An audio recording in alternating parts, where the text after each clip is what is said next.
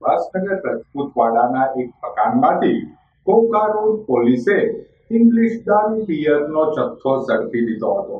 Coca road police મથકનો staff પેટ્રોલિંગમાં હતો તે દરમિયાન મળેલ બાતમીના આધારે સુભાષનગર રાજપૂતવાડામાં રહેતા હિરેન ઉર્ફે લાલો ગોબરભાઈ થાપાના મકાનમાં પોલીસે રેડ કરતા ઇંગ્લિશ દારૂની 40 બોટલ અને 30 બિયરના ટીન મળી આવ્યા હતા. આ મામલે પોલીસે હિરેન ઉર્ફે લાલો ગોબરભાઈ થાપા, હરપાલસિંહ ઉર્ફે હરુ તેમજ કેવલ ઉર્ફે સાંગા સામે પ્રોહિબિશન એક્ટ હેઠળ ગુનો નોંધી ત્રણેય ઇસમોને ઝડપી લેવા ચક્રો ગતિમાન કર્યા હતા.